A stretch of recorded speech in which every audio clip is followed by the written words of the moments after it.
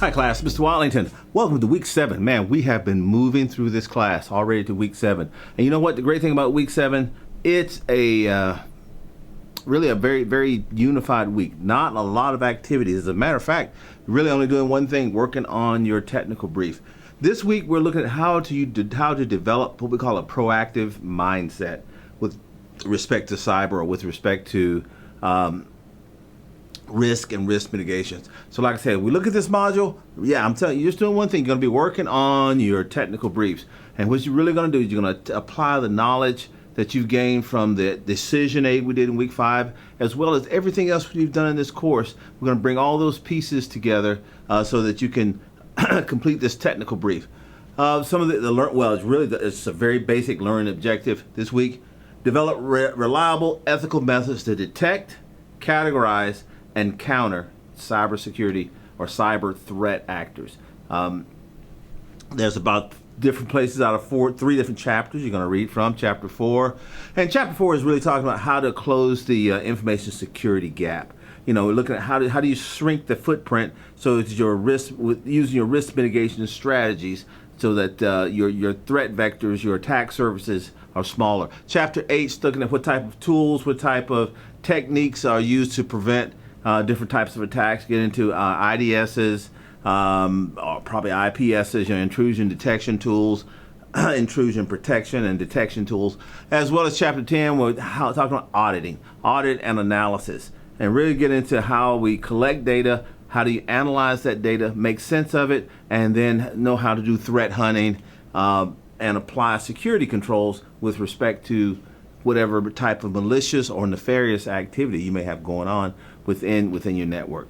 So when we look at the project, like I say, project for this week, project 3, is our technical brief. What is the purpose of that brief? Well, really, it serves as the basis for a proactive adversarial detection plan that your fictitious director who you're working for, and who the audience is, like I said, is the cybersecurity or your IT director. Takeaway, really the big takeaway from this, it should help you to think responsibly and be a little more proactive when it comes to threat actors and how they can bring damage or harm to your organizational assets. Now, if you remember last week, we sent out this scenario. So we got 2 different scenarios, scenario 1 and scenario 5, but really it's 2 scenarios. And you could pick one of these scenarios. There's a hyperlink in that you can get the scenario plan, the scenario brief.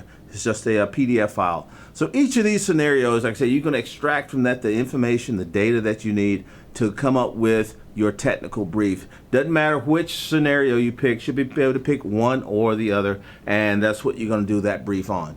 Now, what you're going to submit, right? Your submission is going to be 2 pages in length, plus cover page and your references.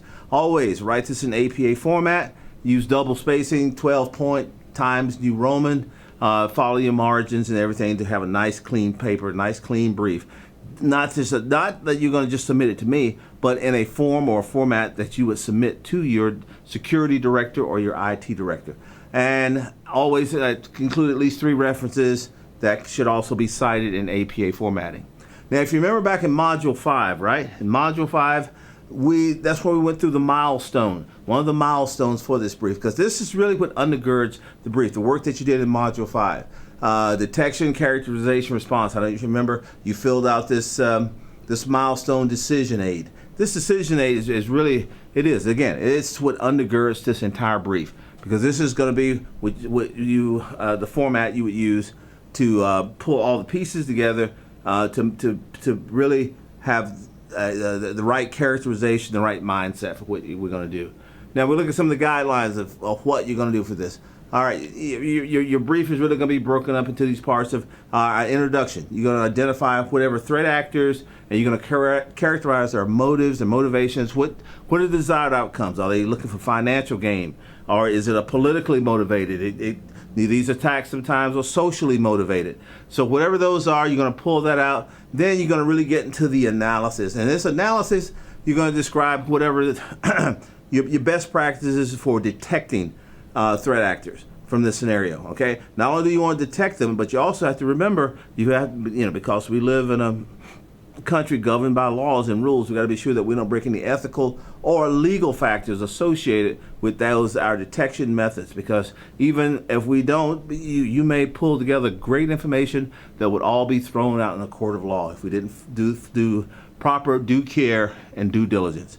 And then you want to describe a tactic, at least one tactic or method that you could use to counteract this threat actor, whatever that threat actor may be. What type of counter measure could you put in place for that? And you're going to describe that tactic and that would be employed to reduce the likelihood of the same situation happening again. Like I said, not only do you want to stop the attack the first time, because you're going to use some type of countermeasure. It could be identification, it could be detection, it could be security guards, whatever it is. That's how I'm going to stop it at the first time. Now, how do I keep this from happening repeatedly in my organization? That's very important as well. So those are the 4 things you're going to look at from an analysis perspective, and then you're going to draw your conclusions. And with your conclusions, that's why you're going to explain the potential ramifications of the tactics and the techniques and the methods that you use. So you see, like I say, it's overall a very straight line forward week this week. You're just working on that technical brief, so help develop a very proactive mindset, because we really don't want to be reactive in the security game, right? We want to be as proactive as possible. Hey, have a great week 7. And again, like I say, if you have any questions or anything, I'll reach out and I'll definitely get back with you. See you in week 8.